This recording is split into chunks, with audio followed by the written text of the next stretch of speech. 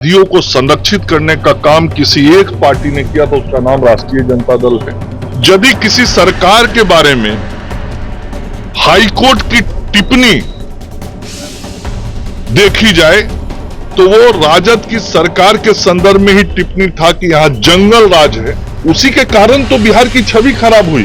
एक किसके कारण बिहारियों को दूसरे राज्य में जाना पड़ता था नौकरी तलाशने के लिए। एक समय था। मोकामा के पूर्व विधायक और बाहुबली कहे जाने वाले अनंत सिंह जेल से रिहा हो गए हैं। रिहा होने के बाद मुख्यमंत्री नीतीश कुमार से उन्होंने मिला है और मिलने के बाद मीडिया में बयान दिया है कि आगामी बिहार विधानसभा जो 2025 में है उसमें मैं चुनाव लड़ूंगा। इसको लेकर बिहार के जो सियासी है उसका बाजारों का पारा हाई हो गया है। जो विपक्ष है, आरजेडी, तेजस्वी यादव, तमाम सारे लोग सवाल उठा रहे हैं कि अब जो एनडीए जीरो टॉलरेंस की बात करती थी, अपराधी मुक्त की बात करती थी, जितने भी अपराधी हैं एनडीए में वापसी हो रहा है, चाहे जेडीयू में हो, बीजेपी में।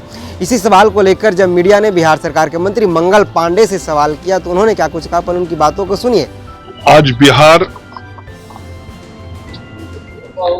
के इतिहास को यदि हम समझने की कोशिश करें तो बिहार के अंदर अपराधियों को संरक्षित करने का काम किसी एक पार्टी ने किया तो उसका नाम राष्ट्रीय जनता दल है। यदि किसी एक नेता ने अपराधियों को महिमा मंडित किया तो उस नेता का नाम लालू प्रसाद यादव है। यदि किसी मुख्यमंत्री के राज्य में मुख्यमंत्री आवास से अपराधियों का डील होता था तो दो मुख्यमंत्री का नाम आता है, वो श्री लालू प्रसाद जी और श्रीमती राबड़ी देवी जी। यदि किसी सरकार के बारे में हाईकोर्ट की टिप्पणी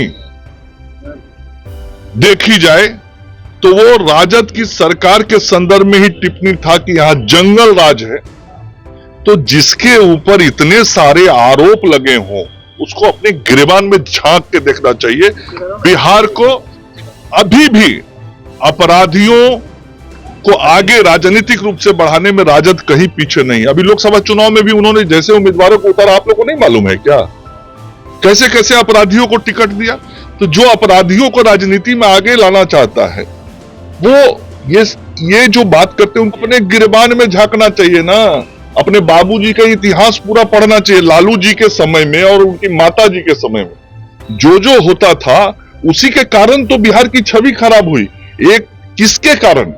बिहारी कहलाना एक वक्त शर्म की बात होती थी। किसके कारण? लालू प्रसाद जी के कारण। ये इतिहास पढ़ना चाहिए।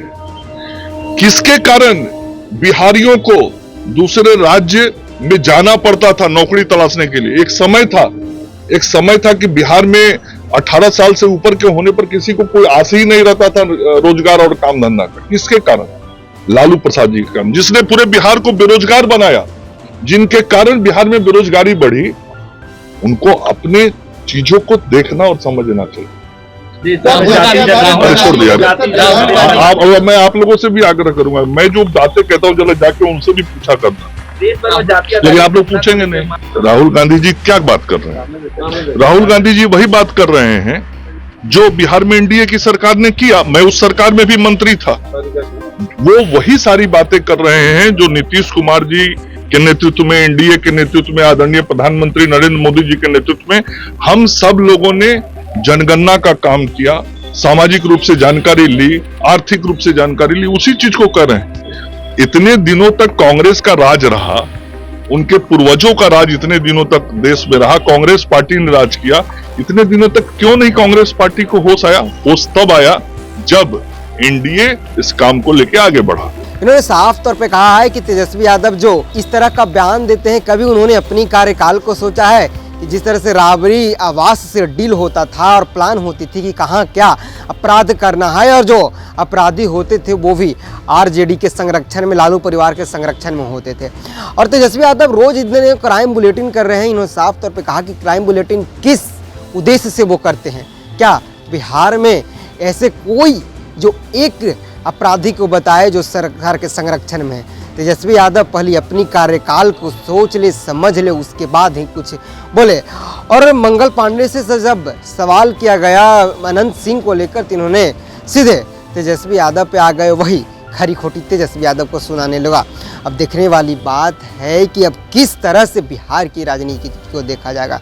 तमाम जो सुनील पांडे हो गए, अनंत सिंह हो गए, आनंद मोहन हो गए, तमाम लोग एनडीए में वापसी कर रहे हैं। अगर आरजेडी की बात की जाए तो लोकसभा चुनाव में जो उस तरह के अपराधी जिन पे केस था, आपराधिक केस था, चाहे जो उस तरह की मानसिकता रखते थे, वैसे वैसे लोगों को आरजेडी ने टिकट दिया था, जैसा कि मंगल पांडे ने कहा है। बहरहाल इस खबर में इतना ही। धन्यवाद।